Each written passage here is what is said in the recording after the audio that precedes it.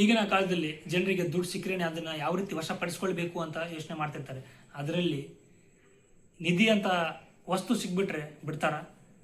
ಆದರೆ ಗದಗ ಜಿಲ್ಲೆಯ ಲಕ್ಕುಂಡಿ ಎಂಬ ಗ್ರಾಮದಲ್ಲಿ ಒಬ್ಬ ಹುಡುಗನಿಗೆ 500 ಗ್ರಾಮ್ ಚಿನ್ನ ಸಿಕ್ಕರೂ ಕೂಡ ಗೌರ್ಮೆಂಟಿಗೆ ಯಾವ ರೀತಿ ವಶಪಡಿಸಿದ, ಮತ್ತೆ ಗೌರ್ಮೆಂಟ್ ತಗೊಂಡ ನಿರ್ಧಾರವೇನು, ಅದರಲ್ಲಿ ಸಿಕ್ಕಂಥ ಆಭರಣಗಳಲ್ಲಿ ಅವರಿಗೆ ಅವರು ಆ ಕುಟುಂಬಕ್ಕೆ ಎಷ್ಟು %% ಕೊಡ್ತಾರೆ, ಮತ್ತೆ ಆ ಜಾಗದಲ್ಲಿ ಅವರಿಗೆ ಮನೆ ಕಟ್ಟುವ ಅವಕಾಶ ಮಾಡಿಕೊಡ್ತಾರಾ ಇಲ್ವಾ, ಅವರಿಗೆ ಸಿಕ್ಕಂಥ ಒಂದು ಆಭರಣಗಳಲ್ಲಿ ಪ್ರೆಸೆಂಟ್ ಸಿಚುವೇಶನಲ್ಲಿ ಕ್ಯಾಲ್ಕುಲೇಟ್ ಮಾಡಿ ನೋಡಿದಾಗ ಆ ಆಭರಣ ಎಷ್ಟು ಬೆಲೆ ಬಾಳುತ್ತೆ.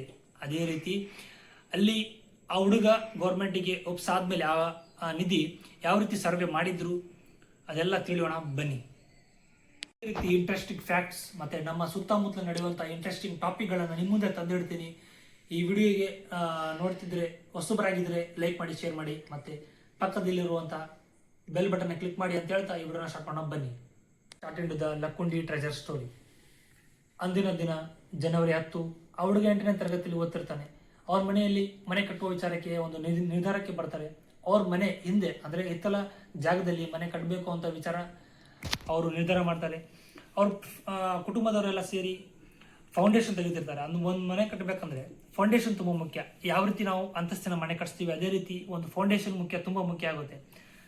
ಅವ್ರ ತಾಯಿ ಮತ್ತು ಅವ್ರ ಮಗ ಇಬ್ಬರು ಸೇರಿ ಫೌಂಡೇಶನ್ ತೆಗಿಬೇಕಾದ್ರೆ ಅಂದರೆ ಬುನಾದಿ ತೆಗಿಬೇಕಾದ್ರೆ ಅವ್ರ ಮಗ ಕೈಯಲ್ಲಿ ಹಾರಿ ಅಥವಾ ಗುದ್ಲಿ ಯಾವುದೂ ಇರುತ್ತಲ್ಲ ಅದು ಮಡಿಕೆಗೆ ಹೋಗಿ ಬೀಳುತ್ತೆ. ಆ ಜೋರಾಗಿ ಹೆಟ್ಟು ಮಡಿಕೆಗೆ ಹೋಗಿ ಬೀಳುತ್ತೆ. ಅದಾದ್ಮೇಲೆ ತೆಗೆದು ನೋಡಿದಾಗ ಅದರಲ್ಲಿ ಚಿನ್ನ ಆಭರಣಗಳು ಇರ್ತವೆ.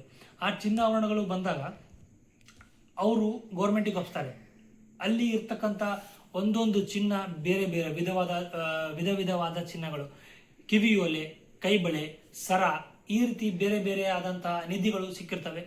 ಅವರು ಸೀದಾ ಈ ನಿಧಿಯನ್ನು ಪೊಲೀಸರಿಗೆ ಒಪ್ಪಿಸ್ತಾರೆ. ಈಗ ಊರಿನಲ್ಲಿ ಏನಾದರೂ ಸಮಸ್ಯೆ ಆದರೆ, ಏನಾದರೂ ವಿಷಯ ಬಂದರೆ ನಾವು ಯಾರ ಹತ್ರ ಹೋಗ್ತೀವಿ? ಊರಿನ ಹಿರಿಯರ ಹತ್ರ ಹೋಗ್ತೀವಿ. ಅದೇ ರೀತಿ ಆ ಒಂದು ಗ್ರಾಮದಲ್ಲಿ ನಿಧಿಯ ವಿಚಾರಕ್ಕೆ ಆ ಊರಿನ ಹಿರಿಯರ ಹತ್ರ ಆ ವಿಷಯ ಹೋಗುತ್ತೆ. ಆ ಊರಿನ ಹಿರಿಯರೆಲ್ಲ ಸೇರಿ ಒಂದು ನಿರ್ಧಾರಕ್ಕೆ ಹೋಗ್ತದೆ. ಆ ನಿರ್ಧಾರ ಪೊಲೀಸರಿಗೆ ಈ ನಿಧಿಯನ್ನು ಒಪ್ಪಿಸ್ಬೇಕಂತ. ಮತ್ತು ಅಲ್ಲಿ ಸುತ್ತಮುತ್ತ ಇರುವಂಥ ಜನರು ನಿಧಿ ಸಿಕ್ಕಿದೆ ಅಂದರೆ ಎಷ್ಟು ಸಿಕ್ಕಿದೆ, ಎಷ್ಟು ಇರ್ಬೋದು, ಯಾವ ಜಾಗದಲ್ಲಿ ಸಿಕ್ಕಿದೆ ಅಂತ. ನಿಧಿ ಸಿಗೋಕೆ ಮೇನ್ ಕಾರಣ ಏನಪ್ಪಾ ಅಂದರೆ ಗದಗ ಜಿಲ್ಲೆಗೆ ಒಂದು ಐತಿಹಾಸಿಕ ಬಲವಾದ ಪುರಾವೆ ಇದೆ. ಈ ಗದಗ ಜಿಲ್ಲೆಯಲ್ಲಿ ತುಂಬ ಬಲಿಷ್ಠವಾದ ದಿನಸ್ತಿಗಳು ರಾಜ್ಯಾಭರಣವನ್ನು ಮಾಡಿ 60ಕ್ಕೂ ಹೆಚ್ಚು ದೇವಸ್ಥಾನಗಳು ಮತ್ತು 101 ಕಾಲಲ್ಲಿ ಇಳಿಯುವಂಥ ಬಾವಿಯನ್ನು ಮಾಡಿರ್ತಾರೆ. ದಿನಸ್ತಿಗಳು ಯಾವ್ದ್ಯಾವುದು ಅಂದರೆ ಕಲ್ಯಾಣಿ ಚಾಲುಕ್ಯ, ಯಾದವ, ಹೊಯ್ಸಳ ಮತ್ತು ಕಲಾಚೂರಿ, ಇವು ಅತ್ಯಂತ ಬಲಿಷ್ಠವಾದ ದಿನಸ್ತಿಗಳು ಅಲ್ಲಿ ರಾಜ್ಯಭಾರವನ್ನು ಮಾಡಿರ್ತಾರೆ. ಅದಕ್ಕಾಗಿ ಅಲ್ಲಿ ಸಿಗುವಂಥ ಪುರಾವೆಗಳು ತುಂಬ ಜನರು ನನಗೆ ಗೊತ್ತಿರೋ ಪ್ರಕಾರ ಜಾಸ್ತಿ ಯಾರಿಗೆ ಆಭರಣ ಮತ್ತು ಹಣವನ್ನು ಕೊಡ್ತಿರಲಿಲ್ಲ. ಬರೀ ಕುಣಿ ತೆಗೆದು ಅದರಲ್ಲಿ ಹಾಕಿ ಮಡಿಕೆಯಲ್ಲಿ ಅಥವಾ ಬೇರೆ ರೀತಿಯಲ್ಲಿ ಹಾಕಿ ಕಾಲದಲ್ಲಿ ನಮಗೆ ಸಿಗುವಂಥ ಆಭರಣಗಳನ್ನು ಬೆಲೆ ಕಟ್ಟಲಾಗ ಸಾಧ್ಯವಿಲ್ಲ. ಯಾಕಪ್ಪ ಅಂದರೆ ಅದು ಹಳೆಯ ಒಂದು ಇತಿಹಾಸ ಇರುತ್ತೆ. ಅದೇ ರೀತಿ ಒಂದು ಹಳೆಯ ಪುರಾವೆ ಇರುತ್ತೆ. ಸಿಕ್ಕಿರುವಂಥ ಕುಟುಂಬ ಆ ಗೌರ್ಮೆಂಟ್ ಹತ್ರ ಕೇಳೋದು ಒಂದೇ, ನಮಗೆ ನಿಧಿ ಬೇಡ, ಏನು ಬೇಡ, ನಿಧಿ ಬೇಡ ಅಂತಾನೆ ನಿಮಗೆ ಸರ್ಕಾರಕ್ಕೆ ಒಪ್ಪಿಸಿದ್ದೀವಿ, ನಮಗೆ ಆ ಜಾಗ ಬೇಕು, ಆ ಜಾಗ ಸಿಕ್ಕರೇನೆ ನಾವು ಒಂದು ಸೂರನ್ನು ಮಾಡ್ಕೊಳ್ತೀವಿ, ಅಂದರೆ ಒಂದು ಮನೆಯನ್ನು ಕಟ್ಕೊಳ್ತೀವಿ. ಆ ಮನೆ ನಮಗೆ ಒಂದು ಮನೆ ಇಲ್ಲ, ಅದಕ್ಕೆ ನಮಗೆ ಆ ನೆಲೆ ಬಿಟ್ಕೊಡ್ರಿ, ನಾವು ಮನೆ ಕಟ್ಕೊಂಡು. ಕರ್ನಾಟಕ ಸರ್ಕಾರ ಆ ಒಂದು ಕುಟುಂಬ ಹೇಳುವಂಥ ಮಾತನ್ನು ಒಪ್ಪಿದ್ದಾರೆ.